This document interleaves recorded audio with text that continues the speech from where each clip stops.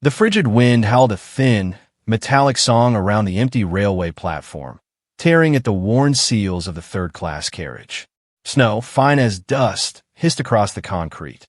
Inside the compartment, the air was thick with the smell of stale pipe tobacco and damp wool. Anatoliy Golitsyn sat perfectly still, his hands resting on a worn leather briefcase nestled between his feet. He wore the standard, dark, heavy overcoat of a Soviet diplomat returning from his posting in Helsinki, a disguise of professional normalcy that felt like a mockery to the cyclone of panic churning in his gut.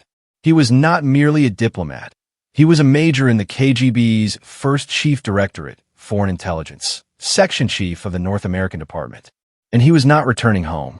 Outside the grimy window, two Finnish border guards, their breath blooming in white clouds, exchanged a few bored words with their Soviet counterparts. Golitsyn kept his gaze fixed on the reflection of his wife, Yelena, sitting opposite him. Her face was pale, drawn tight with a fear she tried desperately to hide for their 7-year-old daughter, Katya, who was asleep, nestled against the compartment wall, oblivious to the abyss they were poised to step into. The silence between the adults was a heavy, suffocating thing, broken only by the rhythmic clack of the train cars as the engine idled. Golitsyn's fingers tightened briefly on the briefcase. Inside lay not routine diplomatic papers, but the unwritten death warrant for hundreds of agents of the Committee for State Security. His mind replayed the careful, meticulous steps of the past week. The quiet, untraceable transfer of funds, the calculated lie to his resident director about a planned trip to Leningrad, the purchase of the tickets, all a desperate, one-way gamble. If the KGB counterintelligence officers, the dreaded Toroi Glavnoi Upravlenie, second chief directorate, had even the slightest suspicion, the heavily armed guards outside would transform into his captors in a blink. The subsequent fate was unthinkable. The train jolted, then began to crawl forward, easing its way past the final, stark Soviet watchtower.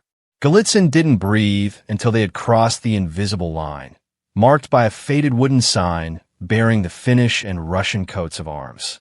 Now, they were in Finland, a neutral country, but one notorious for its delicate, precarious relationship with the Soviet behemoth next door. They weren't safe yet. Safety was an illusion until they reached the Americans, and that required a final, audacious act.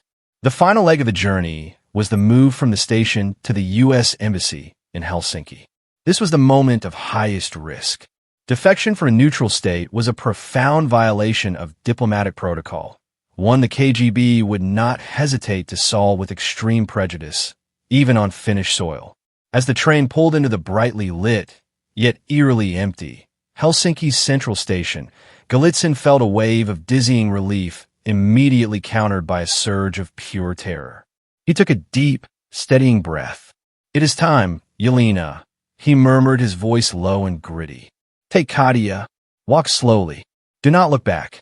He opened the door and stepped out onto the platform, the cold Finnish air immediately stinging his lungs. He walked with the deliberate, slightly arrogant stride of an important official, the only thing that could prevent the eye of an alert agent from lingering.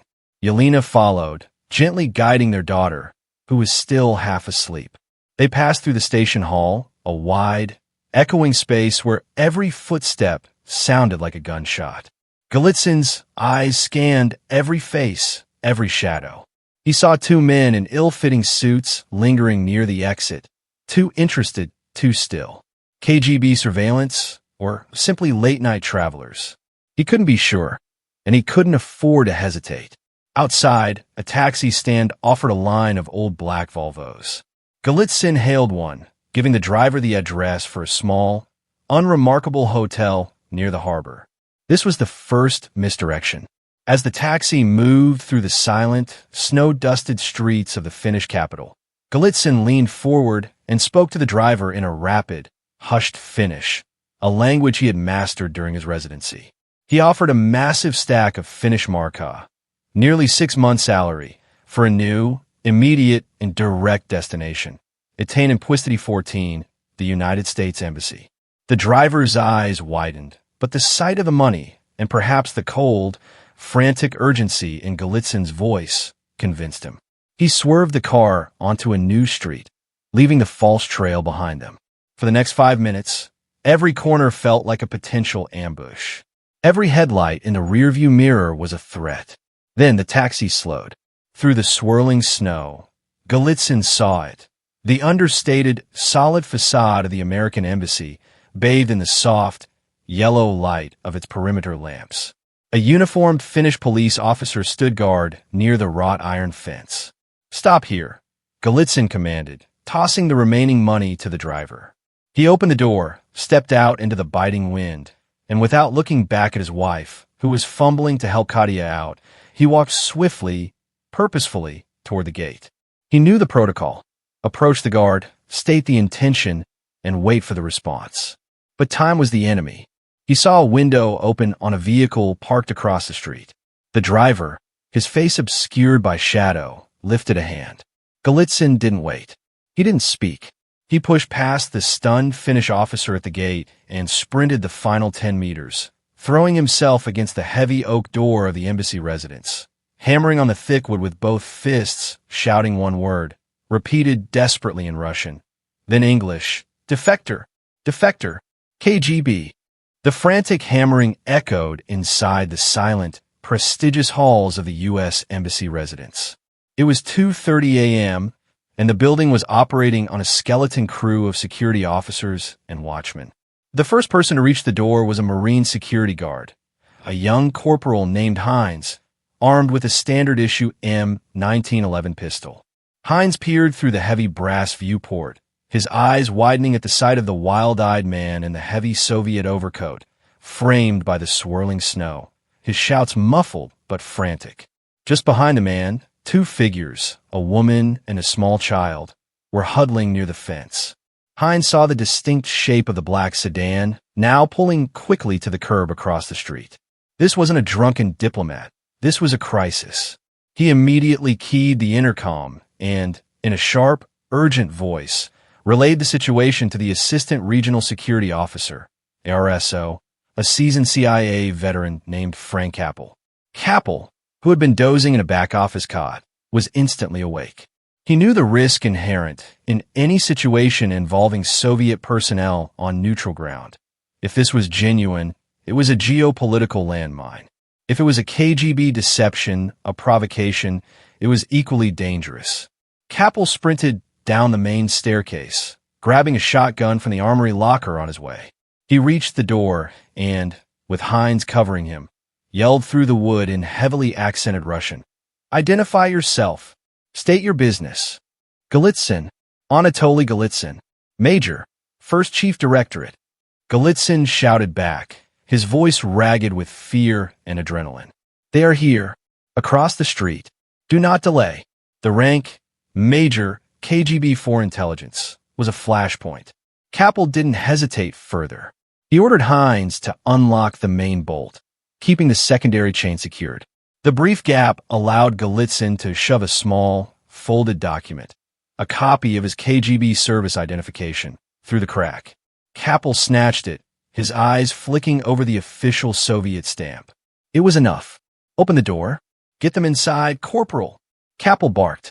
Hines threw the chain. The heavy oak door swung inward, and Golitsyn practically fell inside, immediately spinning around to pull Yelena and Katia in behind him.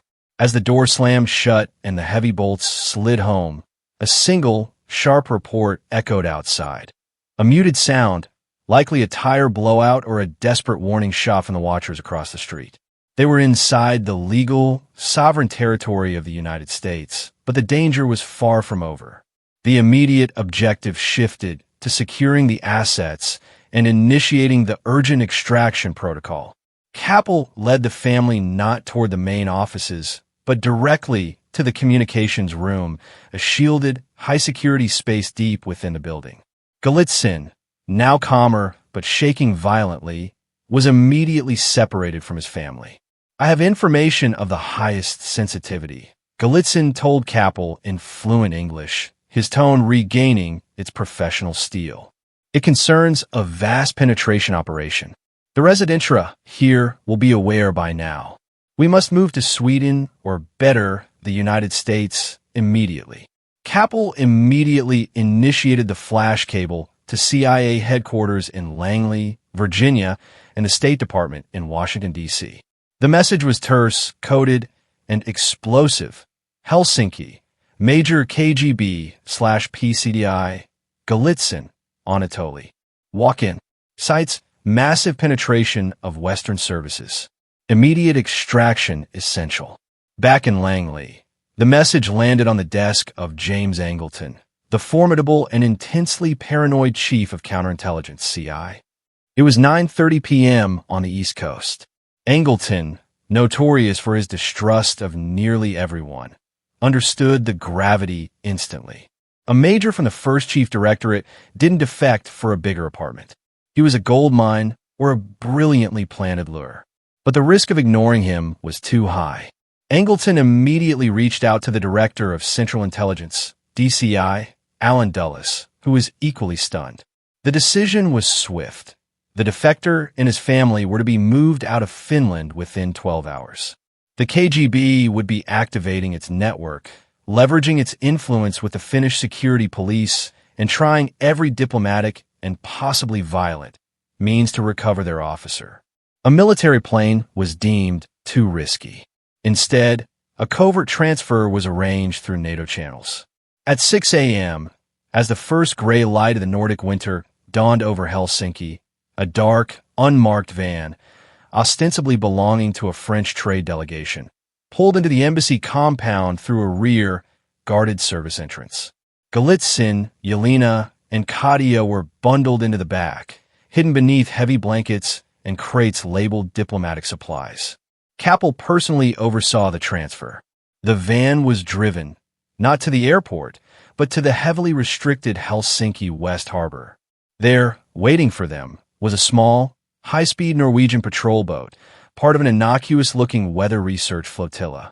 The move was audacious and risky, relying entirely on the speed and deniability of the naval transfer.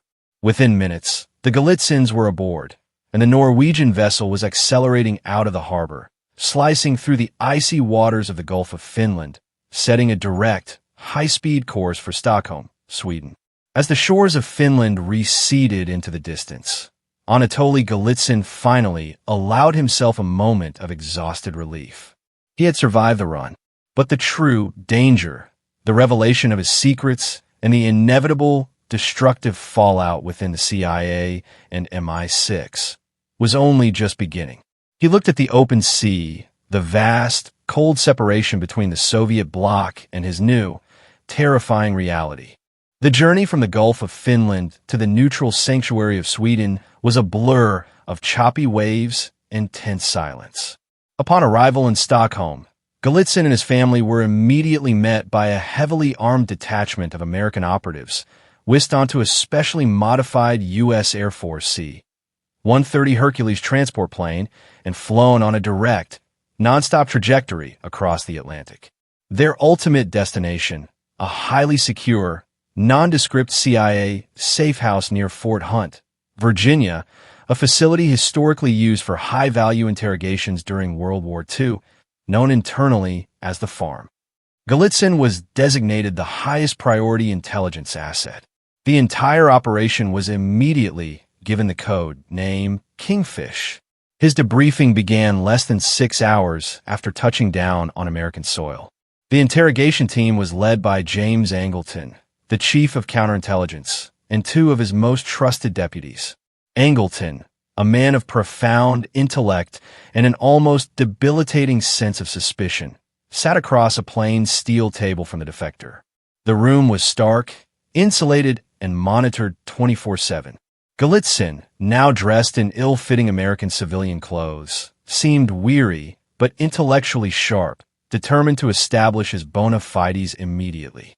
The first few sessions were dedicated to establishing his identity, his rank, and his intimate knowledge of the KGB structure, its directorates, departments, and personnel. Golitsyn spoke with the authority of a man who had managed a critical section of the 1st Chief Directorate. He detailed the function of the KGB residency in Helsinki, named agents, described their modus operandi, and revealed the intricate communication codes he was privy to. This foundational information was quickly verified by existing low-level sources, confirming that Golitsyn was exactly who he claimed to be. Then came the staggering details that Angleton had both dreaded and yearned for. Golitsyn began systematically listing names.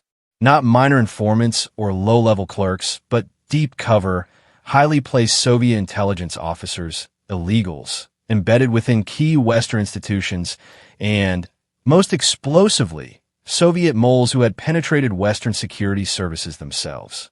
His primary revelation focused on the concept of the long-range plan. Golitsyn claimed that the KGB was not merely running reactive espionage.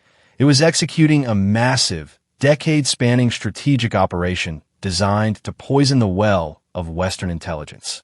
This involved deep penetration, placing agents at the highest levels of the CIA, MI6, and the French STIS, now DGSE. Disinformation, feeding Western agencies carefully curated, highly believable false intelligence that would lead them down expensive, time-consuming rabbit holes and distract them from genuine threats. The master mole. Golitsyn suggested that the KGB had managed to place a high-ranking officer inside the CIA itself, an agent of tremendous seniority whose entire career was a facade. This master mole was responsible for protecting the entire network of Soviet penetration in the West. The numbers were horrifying. Golitsyn estimated that across NATO countries, the KGB had over 200 high-value agents operating at different levels. He had detailed knowledge of at least 40 of these, including their code names, their operational territories, and their KGB case officers. He revealed that the entire tapestry of Soviet intelligence was more complex and interconnected than the West imagined. He gave the Americans the first concrete evidence of a vast network run by a single KGB department, codenamed the B&D Line, which had successfully recruited a senior officer within West German counterintelligence. When asked specifically about the British Secret Intelligence Service, MI6, Golitsyn dropped a bomb that instantly riveted the attention of the debriefers. He confirmed the existence of a high-level Soviet spy who was still active, operating within the upper echelons of the British intelligence community, and who had been running operations for over a decade. This revelation immediately brought back the specter of the Cambridge Five-spy ring, a profound historical wound for the British. Golitsyn's information suggested this was not a historical anomaly, but an ongoing, systemic problem. Angleton listened, his face impassive, occasionally leaning forward to scribble a note in his precise, tiny handwriting. He recognized the pattern, the audacity, and the sheer volume of the revelations. This was not the work of a disgruntled mid-level officer. This was the testimony of a man who had glimpsed the Kremlin's strategic map of deception. By the end of the first week, the information compiled into a thick, heavily classified file. The sheer volume of names, dates, and operational details overwhelmed the CIA's counterintelligence desk. It wasn't just a handful of isolated spies. It suggested that the Western intelligence apparatus had been fundamentally compromised for years. Angleton, already predisposed to mistrust, saw Golitsyn's narrative as the ultimate confirmation of his deepest, darkest fears. The enemy is already inside. The first immediate action taken based on Golitsyn's claims was the quiet, immediate curtailing of several joint intelligence operations with the British and French, whom Golitsyn had identified as particularly deeply penetrated. The flow of sensitive information was throttled, and Angleton initiated a massive, secret internal review that would soon become known in hushed tones across Langley as the Mole Hunt. The Mole Hunt, initiated by Angleton, was not an open investigation. It was a deeply secretive, compartmentalized analysis known only to a handful of men. The first tangible, verifiable success based on Anatoliy Golitsyn's information came, not in Washington, but in London, and it tore the heart out of the British Secret Intelligence Service, MI6. Golitsyn's initial testimony regarding British penetration was vague on names, but highly specific on methodology. He confirmed that a high-ranking KGB agent, codenamed Stanley, was a senior British official. He provided details about active lines, operational pipelines that the KGB was using to route information out of London. He described the spies' sophisticated recruitment of two other, lower-ranking British officials, forming a mini-ring that had been active for years, compromising intelligence related to NATO and the entire Middle East sector. The British intelligence community, still reeling from the exposure of the Cambridge Five, particularly the defection of Guy Burgess and Donald Maclean in 1951, was loath to believe the warnings. The chief suspect had long been a distinguished, charming, and highly intelligent MI6 officer, Harold Adrian Russell Kim Philby.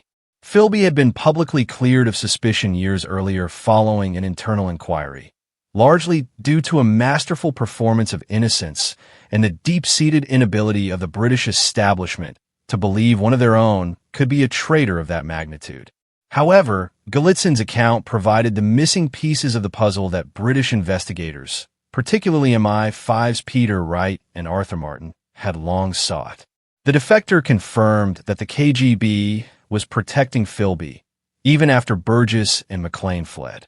He specified the timing and method of a certain intelligence leak from the MI6 station in Istanbul that only Philby could have orchestrated. The key was a subtle detail about a KGB communication channel that operated only after major American intelligence gatherings, a detail Golitsyn, as a high-level planner, was privy to. In late 1962, armed with Golitsyn's granular details, MI6 was forced to reopen the case. Philby, by this point, was ostensibly working as a journalist in Beirut, Lebanon, but was still considered an intelligence correspondent and maintained contact with former colleagues. MI6 dispatched his old colleague and friend, Nicholas Elliott, to confront him. The meeting took place in Philby's Beirut apartment. Elliott presented the evidence, not as vague accusation, but as concrete, undeniable facts provided by Golitsyn regarding specific meetings and specific compromise documents. Elliott, through sheer shock, managed to elicit a partial, tacit admission from Philby, a catastrophic breach that the KGB's long-term agent knew signaled the end of his career and freedom. Philby knew the game was up.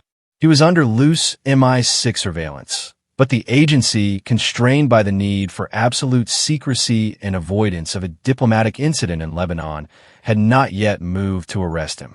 On January 23, 1963, Kim Philby executed his final escape. He slipped out of his apartment, leaving a note for his wife, and was immediately spirited aboard a Soviet freighter, the Stary Bolshevik, docked in Beirut harbor. He disappeared into the Soviet Union, joining his fellow traitors in Moscow. The defection of Philby, the third man of the Cambridge Five, sent shockwaves throughout the Western intelligence world, validating Golitsyn in the most spectacular and painful way possible.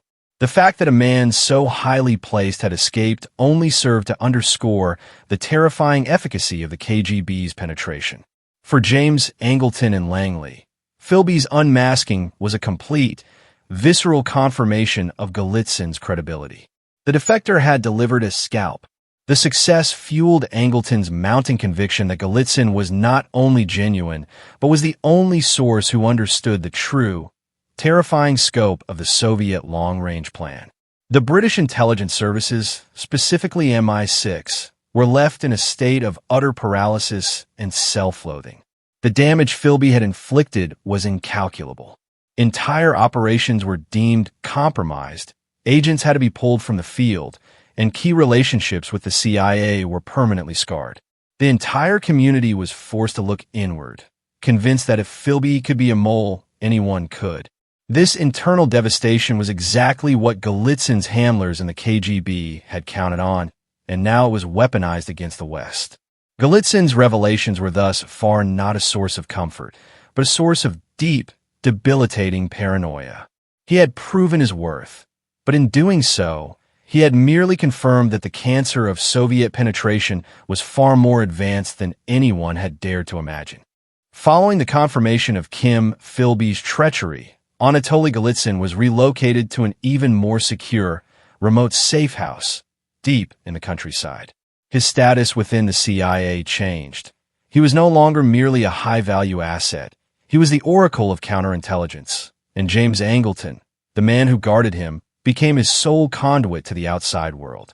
This intense, almost symbiotic relationship was the key ingredient for the crisis that would soon engulf the CIA. Golitsyn, now fully comfortable in his role, began to develop and elaborate on his long-range plan theory. He posited that the KGB, having observed the devastating but limited impact of the Cambridge Five, had learned a crucial lesson. Reliance on a single, high-value mole was vulnerable. Instead, the KGB had deployed what Angleton termed the polymole theory, multiple, strategically placed agents, creating a web of penetration across all Western intelligence agencies, designed to protect and obscure one another. This concept immediately fed Angleton's innate professional paranoia. If Philby was the third man, who was the fourth? And more terrifyingly for the CIA, who was the mole inside Langley? Golitsyn argued vehemently that the KGB was running a grand, strategic disinformation campaign designed to protect its most valuable assets. He claimed that the KGB was deliberately allowing low-level agents to be caught, the so-called dangle agents, and feeding the West Minor verifiable pieces of information to build faith in its defectors, only to have those defectors later feed the West crucial, yet fundamentally false strategic intelligence. In Golitsyn's view, any defector who followed him might be a false flag, sent by the KGB to discredit his own genuine testimony. This was the intellectual turning point. Golitsyn began to instruct Angleton on how to interpret his own agency's operations. Any successful operation the CIA ran against the Soviets might, in fact, be a KGB setup. Any new defector who appeared to offer equally valuable information should be treated with the gravest suspicion. The net effect was a paralyzing, internal skepticism that began to halt the operational rhythm of the CIA's Soviet division. Angleton fully embraced this worldview, transforming his counterintelligence staff, CI, into a dedicated unit for the mole hunt. He began to treat every piece of incoming intelligence as potentially compromised, filtering it through Golitsyn's prism of the long-range plan.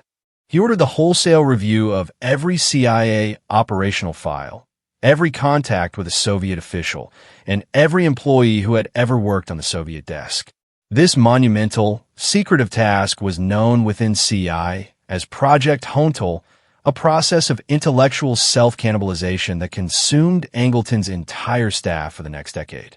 The criteria for suspicion became impossibly broad. Anyone who had worked in an exposed position, anyone whose operations had failed mysteriously, or even anyone who had too much success against the KGB was potentially a mole acting on Soviet orders. Promotions, performance reviews, and even personal relationships within the agency were dissected for any possible KGB connection. The human cost began immediately. Careers were placed on hold, transferred to dead-end assignments, or quietly destroyed. The atmosphere inside the CI staff became toxic. Trust evaporated.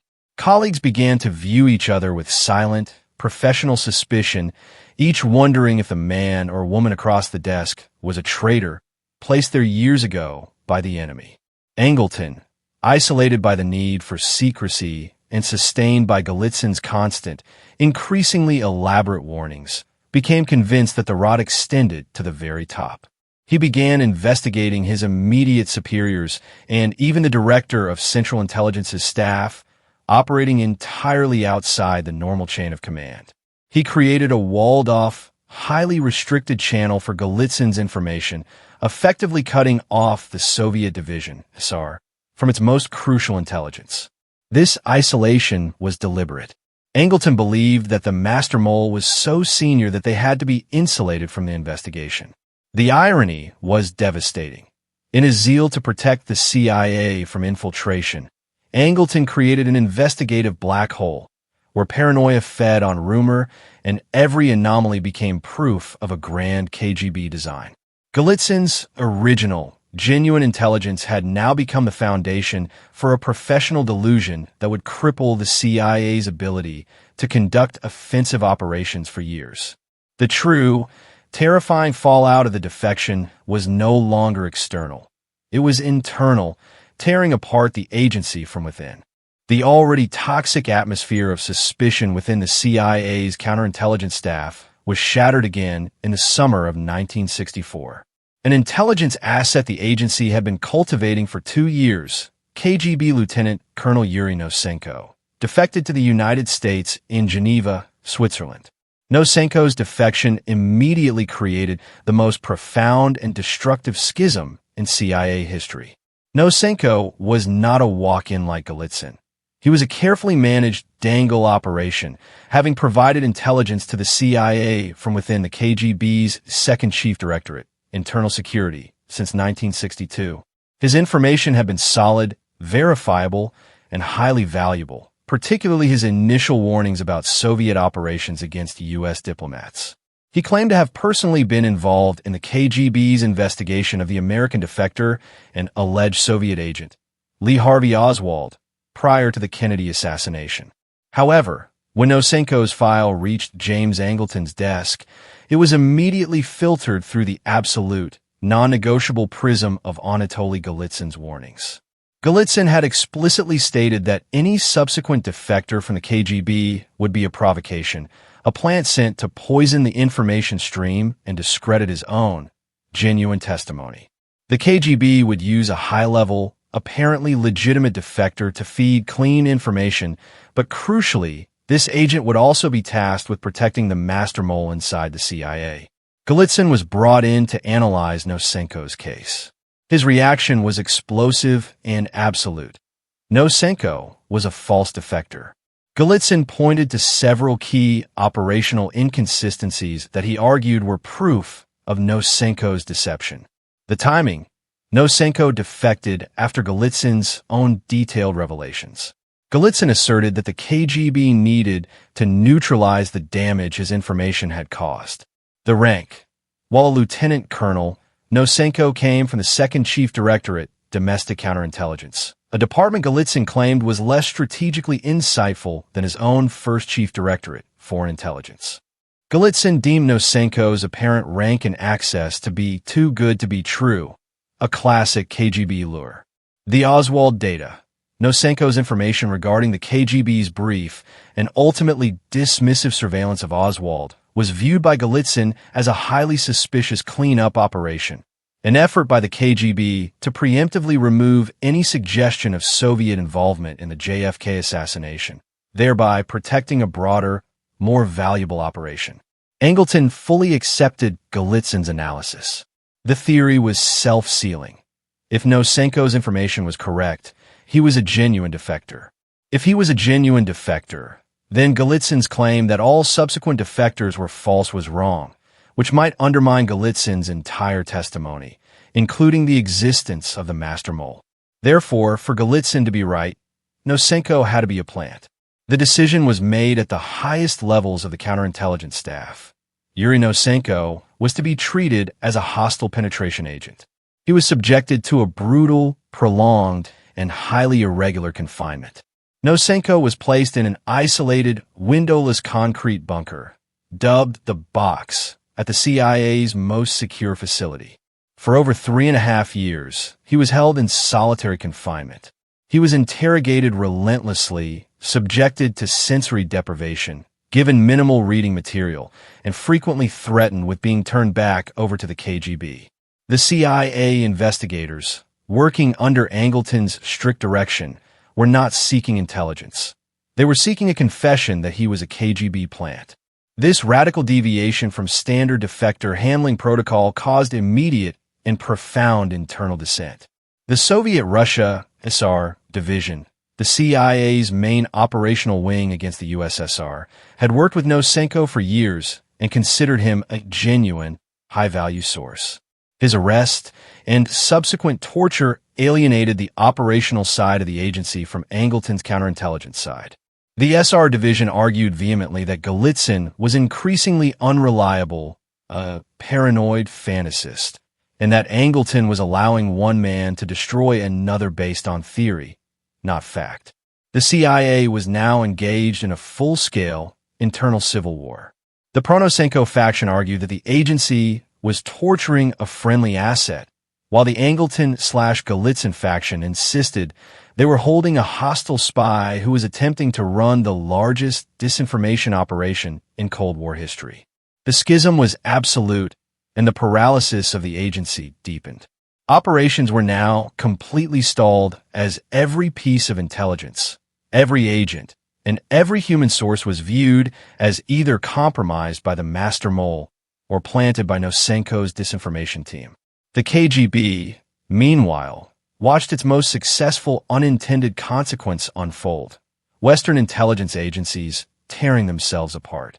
The deep operational paralysis within the Central Intelligence Agency, spurred by the Golitsyn-Nosenko schism, quickly metastasized into a crippling witch hunt that effectively ended the offensive capabilities of the Soviet Russia SR division for years. Under James Angleton's absolute authority over counterintelligence, every active operation run by the SR division against the Soviet Union was placed under immediate, intense scrutiny.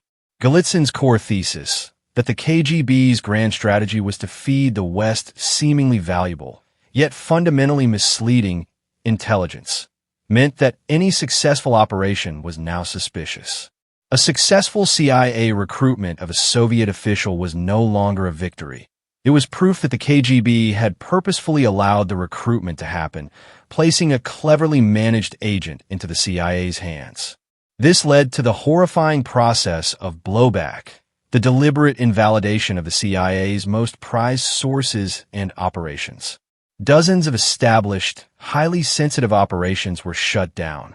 Soviet officials who had been recruited and run for years by the CIA were now deemed dangles or false agents. The agency effectively cut off communication with some of its most critical human intelligence sources, inside the USSR, branding them as compromised and part of the Soviet long-range plan of deception. This not only stopped the flow of valuable, real-time intelligence, but also abandoned loyal agents to their fate behind the Iron Curtain, a profound betrayal that destroyed the morale of the operational officers. One of the most immediate casualties was the Berlin Tunnel Operation, a massive, highly successful joint US-UK effort that had been tapping Soviet and East German military communications near Berlin for nearly a year. Golitsyn had initially confirmed the existence of a high-level mole who had compromised the British side of the operation, leading to Philby's eventual defection. However, the Angleton team soon expanded the suspicion, arguing that the entire operation had been allowed to run by the KGB for years precisely so they could feed the West massive amounts of tailored, misleading technical data. The intelligence gleaned from the tunnel, once considered gold, was suddenly treated as suspect garbage, leading to a profound waste of time, money, and resources. Operational officers within the SR division fought back fiercely, arguing that the counterintelligence unit had become completely unmoored from reality. They presented verified evidence that many of the cut-off sources were, in fact, providing genuine intelligence that was subsequently validated by other means, such as satellite reconnaissance. But in the hermetically sealed world of Angleton and Golitsyn, this was simply proof of the KGB's brilliance.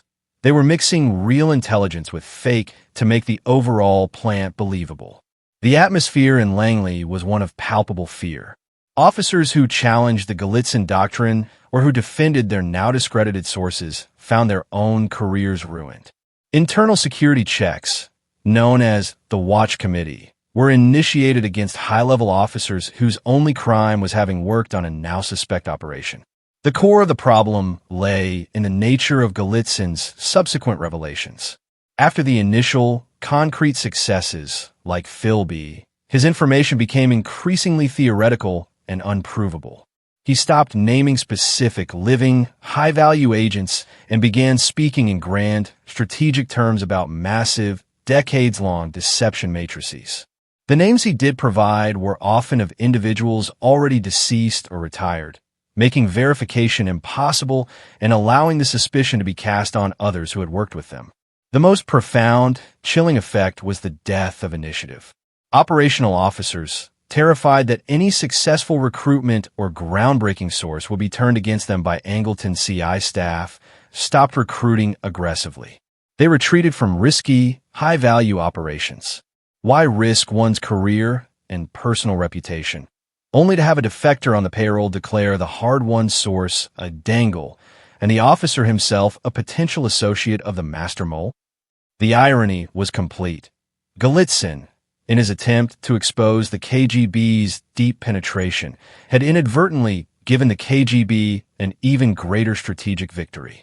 By convincing the CIA's most powerful counterintelligence officer to distrust every source, he had achieved a paralysis of action that no amount of traditional espionage could have accomplished.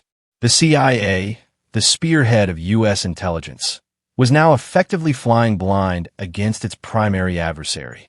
The destructive hunt for the master mole, the alleged KGB agent placed at the highest echelons of the CIA, became the obsession that defined the latter years of James Angleton's tenure.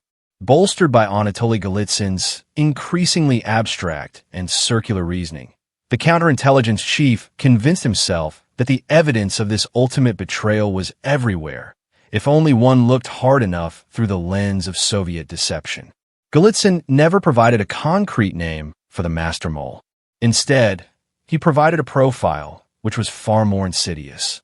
The mole would be a charismatic, successful, long-serving officer, promoted through the ranks rapidly due to the KGB's intervention, and crucially, one who had a record of minor, unpunished professional failures that were in fact calculated errors designed to preserve their deep cover. Angleton's staff, operating in their secluded, paranoid bubble, began matching this profile to dozens of senior CIA officers. They pored over performance reports, financial records, overseas postings, and even personal details, seeking any minor anomaly that could be spun into proof of treachery. This process created a list of highly suspect individuals, all based on circumstantial and theoretical evidence. The suspicion eventually landed with devastating force upon Peter Carlo, a highly respected officer within the Technical Services Division, TSD. Carlo was an exceptionally gifted field operative and had been instrumental in developing some of the CIA's most sophisticated clandestine technologies. His technical successes, however, were precisely what damned him in Angleton's eyes. Why would a spy be allowed by the KGB to be so successful, unless his success was a carefully constructed mask? The investigation against Carlo was codenamed Operation ARO Battalion. The evidence, meticulously compiled by Angleton's staff, was a tapestry of non-events and misinterpretations. The Soviet source. Carlo had successfully run a Soviet source years prior. Angleton concluded this source was a KGB dangle, and Carlo's acceptance of him was proof he was the master mole, allowing a clean feed of false intelligence. The trip. Carlo had once taken a family trip to a European country, which Golitsyn had vaguely identified as a KGB hub for operational planning. The vacation was interpreted as a dead drop, or a meeting with his KGB handlers. The failure, a covert surveillance operation led by Carlo, had narrowly failed years earlier.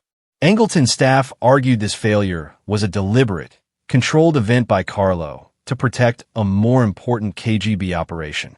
Peter Carlo was suddenly and quietly pulled out of his operational role. He was not arrested. He was subjected to a prolonged, unofficial investigation designed to break him psychologically and force a confession. His security clearance was placed on hold. His career was stopped dead. Without official charges, Carlo could not defend himself. Without a trial, he could not clear his name. He was trapped in the purgatory of internal suspicion. The pressure mounted not only on Carlo, but on any officer who dared to defend him. Those who testified to Carlo's loyalty were immediately added to the peripheral suspect list, accused of being co-conspirators or unwitting agents of the mole.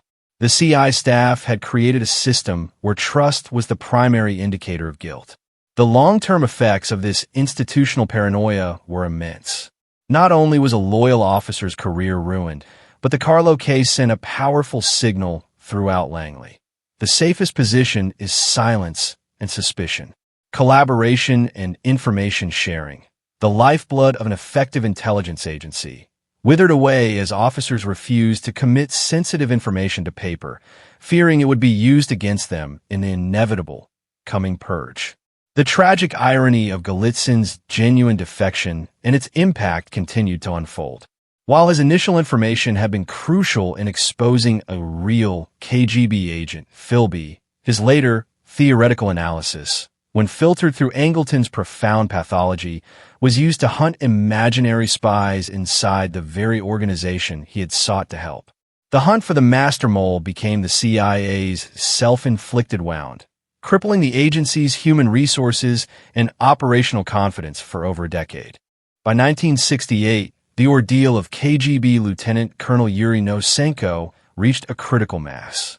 He had been held in solitary confinement for over 3.5 years, subjected to intense interrogation by investigators determined to make him confess to being a Soviet plant. Yet, despite the psychological pressure, sensory deprivation, and repeated threats, Nosenko never broke his story. His account of his KGB career, his access, and the information he had provided remained consistent. The investigation into Nosenko, managed by James Angleton's counterintelligence team, was proving to be a catastrophic failure. The team had failed to secure a confession and, more damningly, had failed to find any verifiable evidence proving he was a false defector. They had relied solely on the theoretical framework provided by Golitsyn, that a true defector would not follow him, rather than forensic evidence. The mounting dissent from the Soviet Russia, SR, division, who had always believed Nosenko to be genuine, finally found traction among senior management. A new director of Central Intelligence, Richard Helms, a man who respected Angleton but was growing deeply concerned about the operational paralysis within the agency, ordered a full, independent review of the Nosenko case. The review, conducted outside of Angleton's purview, began to expose the staggering procedural abuses and the sheer lack of evidence. The findings were unequivocal. The CIA had held Nosenko illegally, in conditions tantamount to torture, based on a circular theory of deception. In October 1968, Nosenko was released from the box. The agency, forced to admit its extraordinary error, began the difficult process of rehabilitation.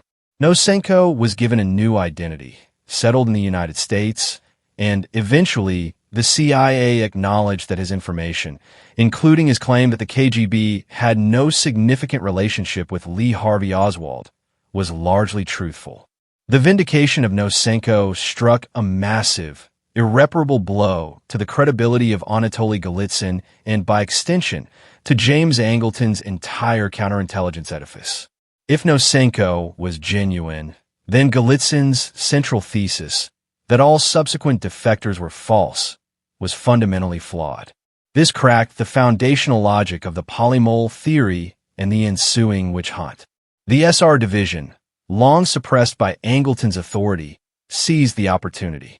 Officers whose careers had been ruined, sources who had been abandoned, and operational programs that had been halted all demanded accountability. They began openly challenging Angleton's methods and his complete, uncritical reliance on Golitsyn. The term Golitsyn's disease entered the lexicon of Langley, a reference to the institutional paranoia that had infected and nearly killed the agency's ability to function. The revelations about Nosenko's mistreatment also exposed the severe compartmentalization Angleton had created. Many senior officers were genuinely shocked by the extent of the abuses, having been kept deliberately ignorant of the details. The realization that one man, driven by the fearful prophecy of a single defector, had managed to paralyze the entire Soviet desk and commit procedural crimes against a genuine asset, led to an intense internal scrutiny. Crucially, the Nosenko vindication provided a counter-narrative to Golitsyn's warnings. The SR division argued that the true security risk was not the non-existent master mole, but the institutional damage caused by the mole hunt itself. They pointed out that while Angleton was obsessed with identifying a single, high-level traitor, the agency's actual foreign intelligence efforts had collapsed, giving the Soviet Union a strategic advantage without firing a shot. The backlash was slow but inexorable. The power of Angleton's counterintelligence staff, once virtually unchecked, began to wane. The DCI established new internal controls to prevent such an autocratic concentration of power in a single division again. The Nosenko ordeal marked the beginning of the end for the reign of paranoia in Langley.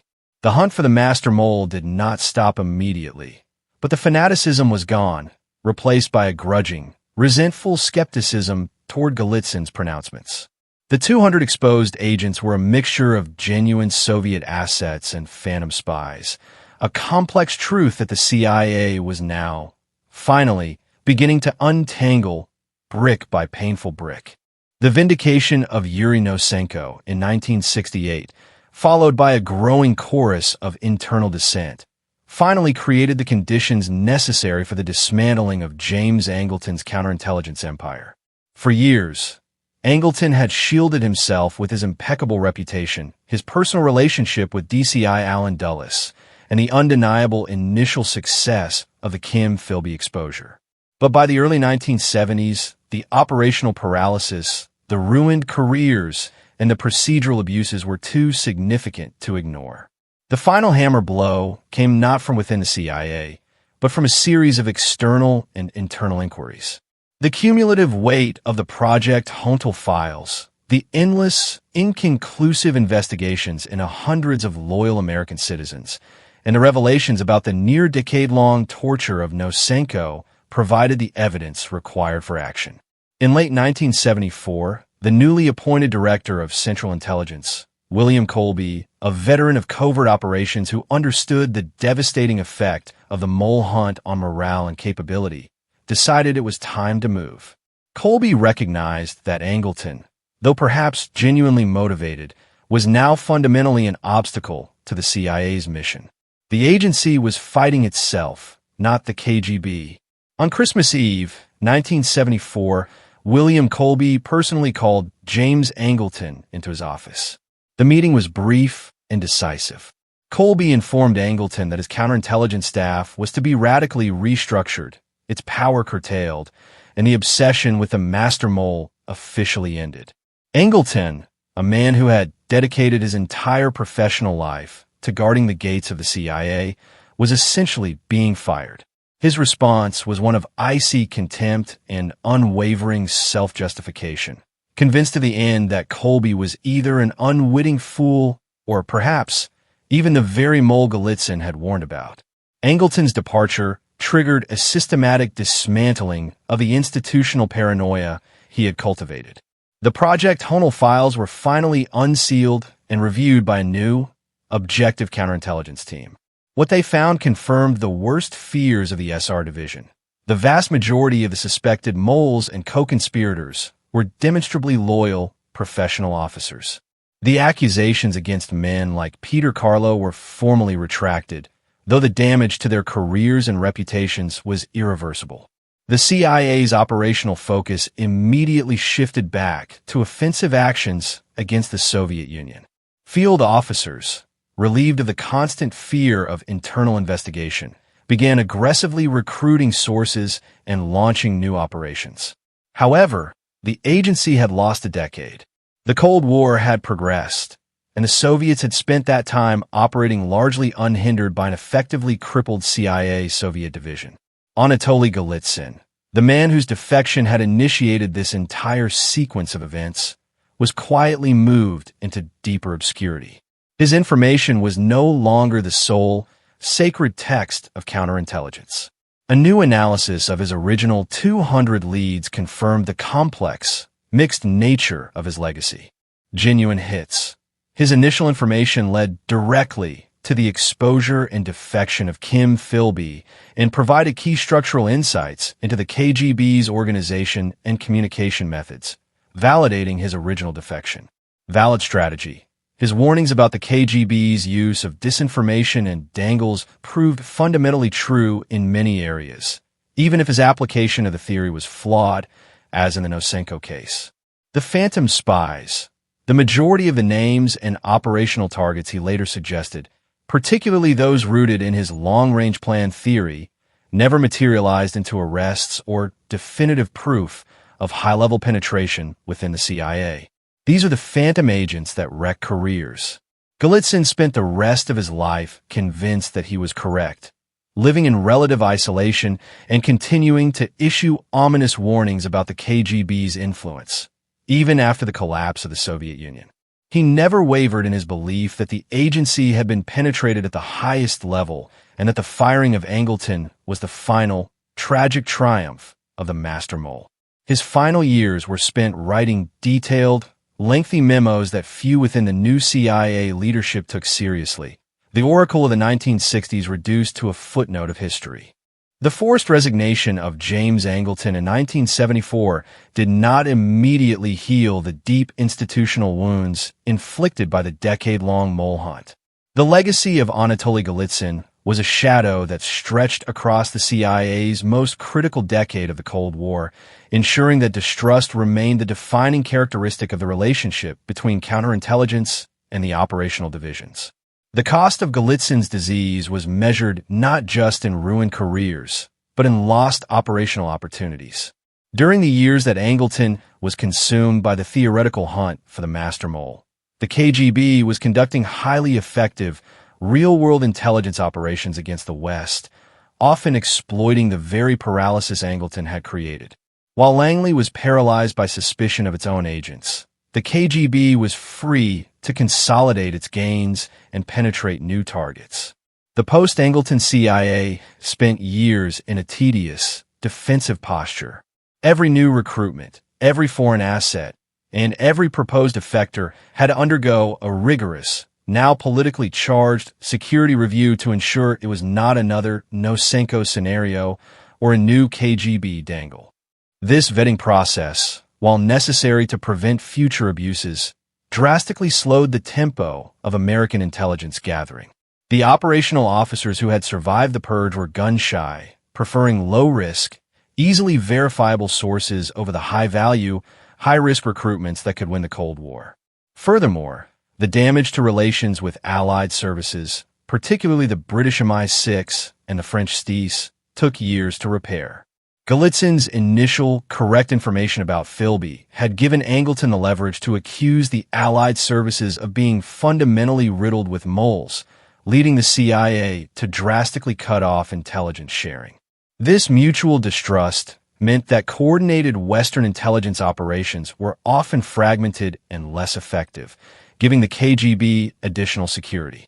The Allies, having gone through their own purges and internal reviews based on Golitsyn's and others' claims, had emerged cynical, wary of both Soviet penetration and American paranoia. The ultimate, haunting question, was there a master mole, was never definitively answered during this period. The lack of discovery was often interpreted by the Golitsyn loyalists as proof of the mole's operational brilliance. He had successfully dismantled the investigation against him by orchestrating the exposure of Nosenko's abuse and Angleton's excesses. The truth was likely less dramatic. The mole simply never existed as Golitsyn described. Or if he did, he was far less influential than the paranoid theory suggested. It took the emergence of subsequent, verified Soviet defectors in the late 1970s and 1980s to finally lay Golitsyn's more fantastical claims to rest. These new sources, who had genuine, recent access to KGB files, provided information that largely contradicted Golitsyn's grand strategic deception theories. They confirmed that the KGB was effective, but its actions were often reactive and opportunistic, not part of a single, monolithic, decades-long long-range plan. The new information validated many of the sources and operations that Angleton had shut down, reinforcing the tragic waste of the mole hunt years. The lessons learned from the Golitsyn affair were formalized in new CIA procedures. A critical check on the power of counterintelligence was put in place. No longer could the CIA chief unilaterally veto operations or hold defectors incommunicado. The agency recognized that the greatest vulnerability was not a secret spy, but the failure of internal checks and balances. Anatoliy Golitsyn had provided a genuine warning about a dangerous enemy, but the Western response had inadvertently transformed his voice into a weapon of self-destruction. The KGB had successfully used a single, legitimate defector to sow chaos, leading to the self-imposed paralysis of its primary adversary for a crucial decade. The total tally of agents exposed, or operations shut down based on his testimony remained a grim, mixed bag of success and destructive failure. Anatoliy Golitsyn, the man who had shattered the confidence of Western intelligence, eventually receded into the shadows of history. After Angleton's removal, Golitsyn's access to the highest levels of the CIA was curtailed, but he was not abandoned. The CIA continued to house, protect, and support him and his family for decades. He was given a new identity and lived out his life in remote, anonymous security, a testament to the fact that, despite the chaos he created, the agency still considered him a valuable, if dangerously flawed, asset. His later years were characterized by continued, intense obsession with the long-range plan. Living in isolation, his theoretical framework became increasingly elaborate and conspiratorial. He expanded his warnings far beyond the CIA and MI6, claiming that the KGB had successfully planted moles in nearly every key institution of the West, in the State Department, the Pentagon, major media outlets, and even the Vatican. His core belief remained the same. The KGB was orchestrating a massive, multi-decade plot to confuse the West, and any apparent thaw in the Cold War was merely the most sophisticated form of deception. Golitsyn even went so far as to claim that the apparent Sino-Soviet split of the 1960s was a KGB ploy. He argued that the rift between Moscow and Beijing was a brilliantly choreographed, theatrical performance designed to make the West believe it had two separate communist adversaries, thereby distracting attention from the actual, unified communist threat. His book, New Lies for Old, published in 1984, detailed these theories, receiving significant attention from a niche of analysts who remained convinced of a vast, comprehensive Soviet deception strategy. However, the final, definitive assessment of Golitsyn's true contribution came with the dissolution of the Soviet Union in 1991. As KGB files began to leak out and new, high-level defectors emerged, the narrative finally began to coalesce into a recognizable, complex truth. Philby was real. The confirmation of Kim Philby's defection was the single, most critical validation of Golitsyn's original credibility. It proved that in late 1961, Golitsyn possessed genuine, high-value intelligence that was unique and correct. Nosenko was real. Subsequent evidence from KGB files definitively confirmed that Yuri Nosenko was a genuine KGB official who was not planted to discredit Golitsyn. The interrogation of Nosenko was one of the CIA's gravest procedural errors. The master mole was a myth. No subsequent defector or revealed archive ever provided concrete evidence of the existence of the master mole at the highest levels of the CIA, as described by Golitsyn. The investigation was rooted in theory, not fact. The 200 agents were real, but exaggerated. While Golitsyn provided actionable intelligence on dozens of Soviet operations and agents, the 200 agents figure represented a mixture of genuine spies, low-level informants, and, crucially, high-level phantom spies whose existence was inferred through his theoretical framework, leading to the destruction of careers like Peter Carlos. Golitsyn's legacy is a painful paradox. He was a genuine whistleblower who, through his genuine information, inadvertently became the catalyst for the greatest period of self-destruction in the CIA's history. He warned the West about the devastating power of Soviet deception, but his own warnings, filtered through the paranoia of the Cold War and the rigid mind of James Angleton, became the ultimate weapon of deception, a self-inflicted wound that paralyzed the CIA's Soviet operations for a critical decade. The story of Anatoly Golitsyn is not just one of defection and exposure. It is a profound cautionary tale about the psychology of counterintelligence. It demonstrates how a single, trusted voice, when unconstrained by oversight and fed by pre-existing suspicion, can weaponize paranoia and transform a genuine security threat into a devastating internal war. He was the man who saved Western intelligence from Kim Philby, only to nearly destroy it in the hunt for a ghost. The true shock of Golitsyn's defection was not what he revealed about the Soviets, but what his revelations exposed about the fragile human core of the intelligence agencies meant to defend the West.